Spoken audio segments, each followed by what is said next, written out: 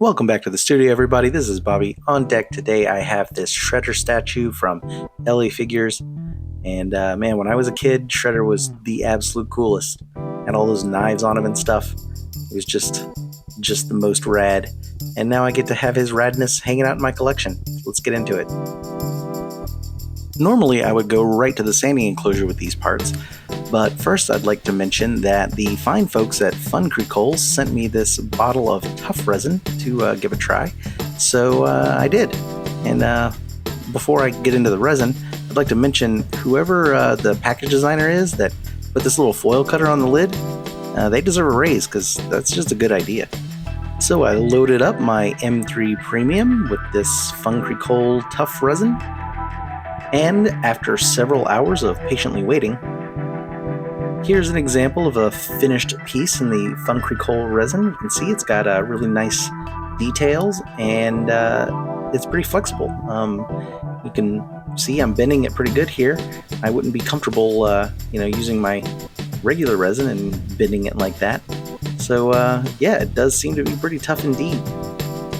If you are in the market for a tough resin, I will put a link to this FunCreCol Tough resin in the description below. Let's get back to the show. Got my parts all primed and up on skewers, and I like to start at the bottom, so I'm going to hit this base with some London Gray from Vallejo, just to give the rocks a little bit of a rockiness. I'm going to use this Vallejo Yellow Ochre on the wood planks here on the top. I like this yellow ochre, it's kind of a fun mustardy color.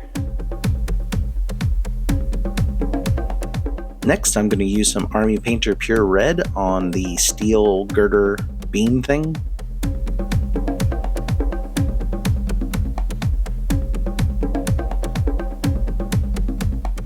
With the yellow ochre dried and sealed, I'm going to use some of this sepia wash to accent the grain texture on the wood. I'm using this dark blue gray from Vallejo on the lower torso. His pants are supposed to be black, but you don't ever want them to be pure black, and so that's where this dark gray comes in. That will allow me to use more of a darker black in the shadows to accentuate his legs and the little folds and creases in his pants. And for his upper body, I'm going to use this gray blue from Vallejo. It's a little pastel-y blue, but I know I'm going to be going in here with some black wash later and darkening it down some. So it's a little bright right now, but it'll settle in. I'm going to use this Army Painter Alien Purple for the base coat on his cape. And for the skin tone base, I'm going to use this Brown Rose from Vallejo.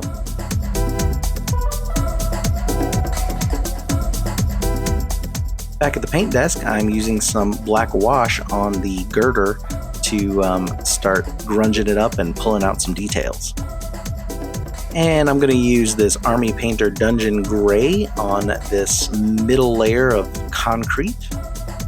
I like this Dungeon Gray. It's a bit brighter, and I know once I go in with some black wash, it's gonna tone down, and then dry brush it back up, and it'll look like concrete. At least that's the idea. Going back to work on the cape, I'm going to use this purple from Vallejo to highlight the ridges on the cape and start getting some nice gradients in here into these flowy parts of the fabric.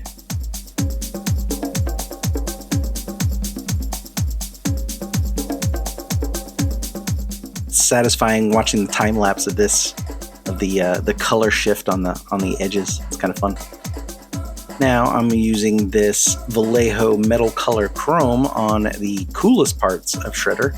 All of the sharp, I'm going to cut you bits. And I stuck them up here on this little wheel of doom and made it really easy to get them nice and coated and shiny. Now with some Vallejo wash, I'm going to go in and spray the lower body in the shadows and along the muscles and the low spots to kind of start to bring out some of those details.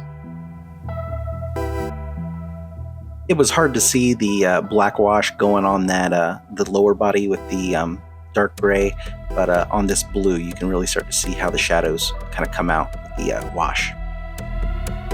Speaking of wash, let's get some of this Vallejo black wash on the chrome parts and start to give them a little weathering. The wash will settle into the textures and all the little details and give them a little bit of age, and helps bring out some of the detail in the geometry, so that it's not just a ball of shine. You got to have a little bit of darkness in there to break it up, and these look really good. And the last bit of washing is to that dungeon gray that I applied to the concrete earlier. The washes are going to take a minute, so while they're drying, let's get some barbarian flesh on the skin tones.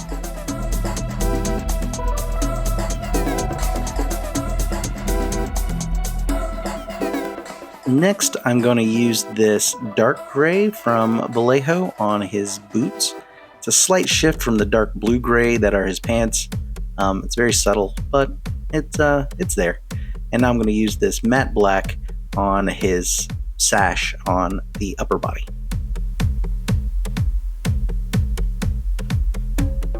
For the leathery bits, I'm going to use this leather brown from Army Painter. He has these leather straps on his legs and also on his forearm wraps too, so I'll be using this again later. And a little bit of chrome on the buckles. Alright, so I should have caught this earlier in the process before I started painting, but the model is designed with a little lip, a little overhang in the torso and neck hole here. You can see where my finger is, and I guess it's meant that the head is going to snap down in there.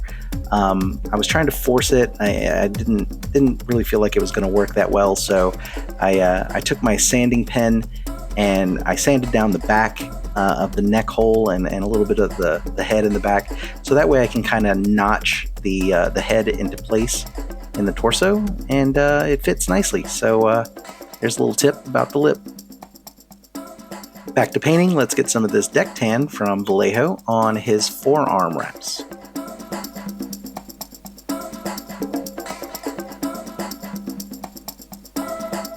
He also has leather straps on his forearms, so we're going to hit those with some leather brown.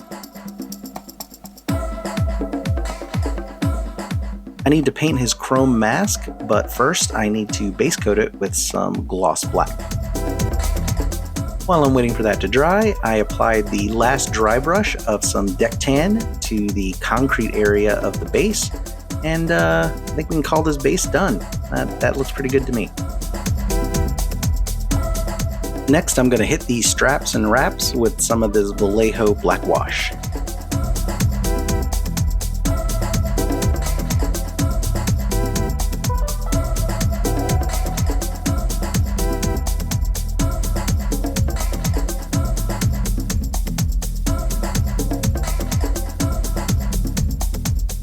And with a very small brush, I'm going to apply some wash in the pinstripe along his legs and into the little folds and creases in his pants. Really just want to start to accentuate some of that shadow. I'm also doing the same thing to the little tears and rips in the cape and on the torso. I'm just really making those little damages areas kind of stand out. And it kind of gives it a little bit of a cell shaded kind of look, which I kind of dig actually. Getting the final details in on the base, I'm using some of the sepia wash to highlight some of the wood grain texture on the wood planks on the base, and some Vallejo chrome on the girder, just the damaged areas. Give them a little bit of a chrome shine, so they have that kind of metallic feel. And this is my favorite part of the process, doing a little bit of weathering and the little scratches, and I think it really starts to bring everything to life. Let's get a little bit of chrome on this mask, just a couple quick shots. Going back to work on the wraps, I'm giving them a dry brush of deck tan The wash is really great for adding that grunge, but you really got to give them a dry brush to increase the saturation. As you can see here side by side, it's a pretty significant difference, and you just want to brighten them back up a little bit. But his mask is a little too bright, so I'm going to use some of this black wash to tone it down. Going to work on his eyes, I first give them an outline with this black, just a matte black, and then with some deck tan for the whites of his eyes.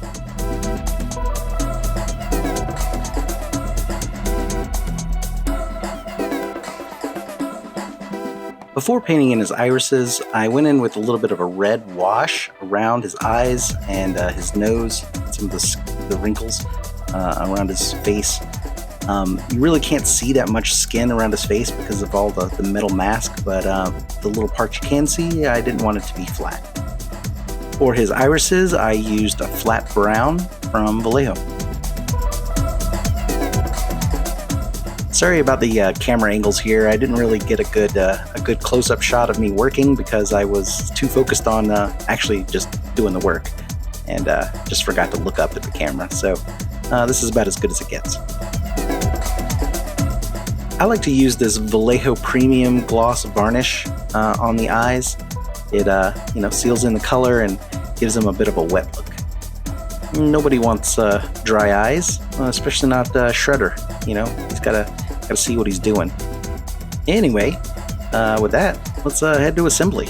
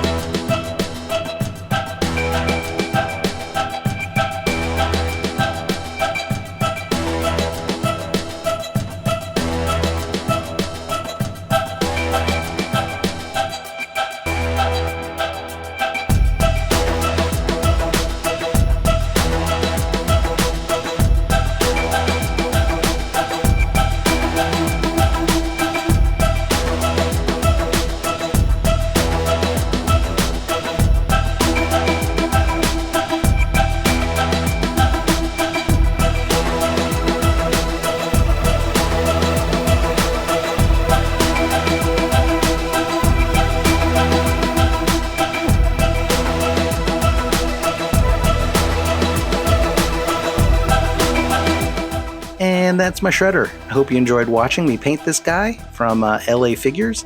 I'll put a link to the model in the description below, along with that FunCreCol resin, so you can check that out too. As always, thank you for watching, and if you enjoyed this video, please check out my other videos on my channel. Hit that like and subscribe so you can be notified when I am online streaming my paint sessions. I would love to have you join in and jump in the chat and ask me some questions. Until then, as always, take it easy.